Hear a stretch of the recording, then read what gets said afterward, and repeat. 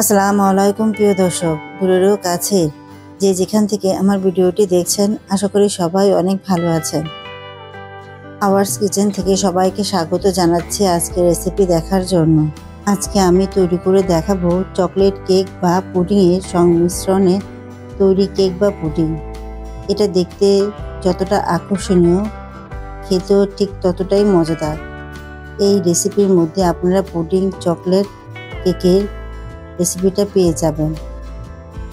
চেষ্টা করেছি সহজ ও সুন্দরভাবে রেসিপিটি আপনাদের দেখাতে।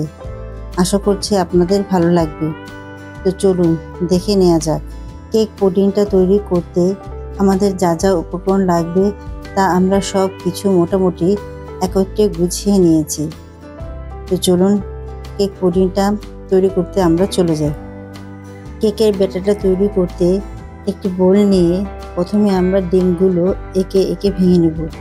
এখানে কেকটা তৈরি করতে আমরা 4টি ডিম নিয়েছি।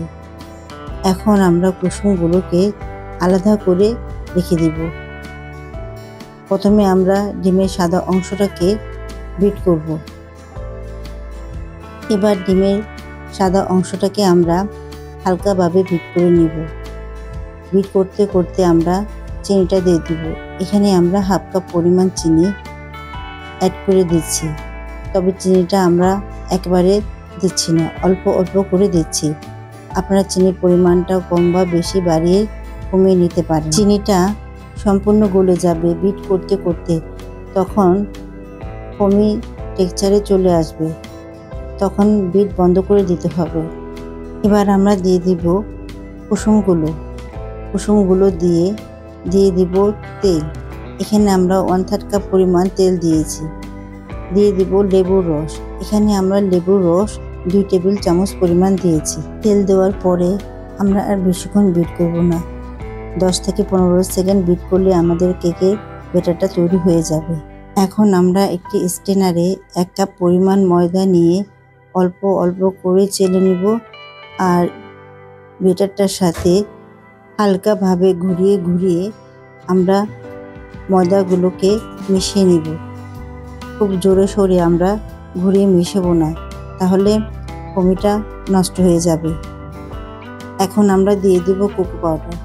এখানে আমরা 2 টেবিল চামচ পরিমাণ কোকো পাউডার দিয়ে এটাকে আমরা চেলে 2 থেকে 3 বারে ভালো করে হালকাভাবে মিশিয়ে নিব। তো আমার মিশ্রণটা দেখে আপনারা বুঝতে পারছেন আমি কিন্তু খুব জোরে ঘোরাচ্ছি না, এক সাইড করে ঘুরিয়ে নিচ্ছি। তো এভাবে করে আমি কোকো পাউডারটাকে 2 থেকে 3 বারে মিশিয়ে নিয়েছি। তো এখন দিয়ে দিব বেকিং পাউডার। এখানে আমি 1 চা চামচ পরিমাণ বেকিং পাউডার নিয়েছি।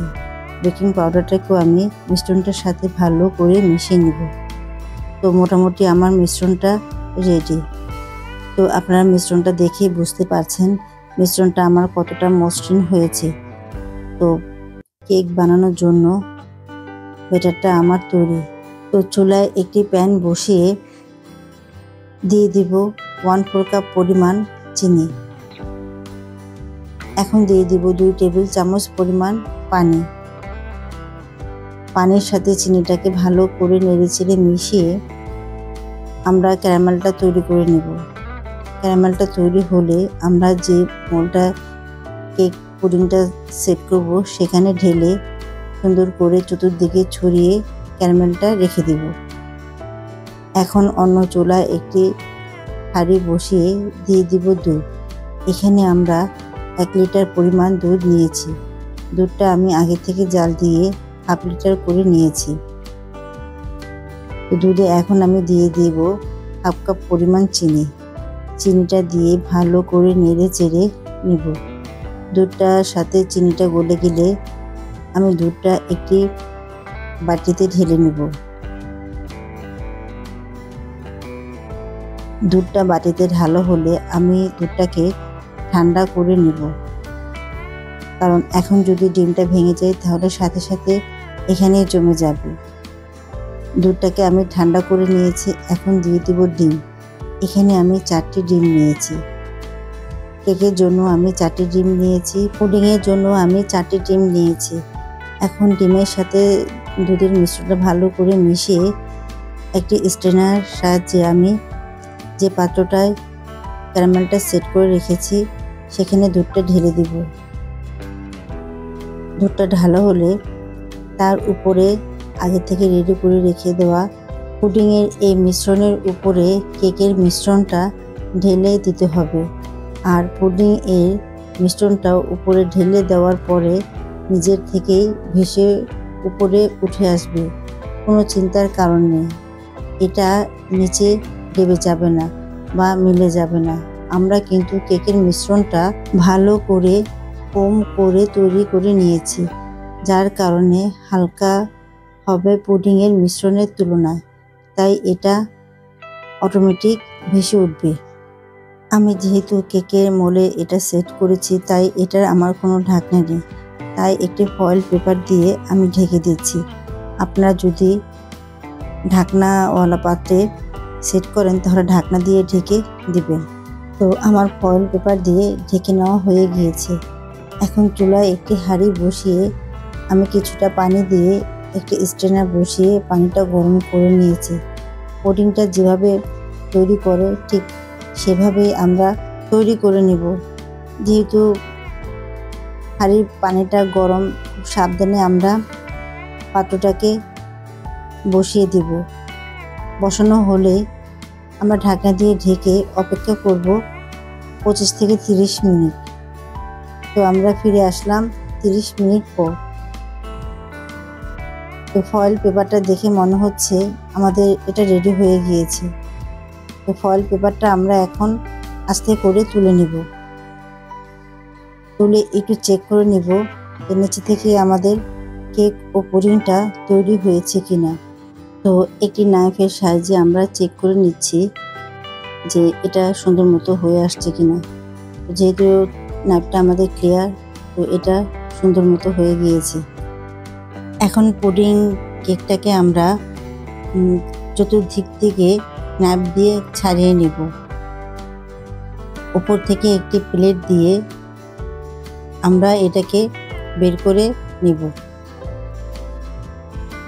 তো এই তো তৈরি হয়ে গেল আমাদের পুডিং কেক। এখন আমরা কেকের মতোই এটাকে লম্বা লম্বাভাবে 2 বার কেটে নেব। মাঝখান থেকেও আমরা 2 বার কেটে নেব। তো পুডিং কেকটা কত সুন্দর হয়েছে, আমি একটি কেককে আপনাদের কেটে দেখাচ্ছি।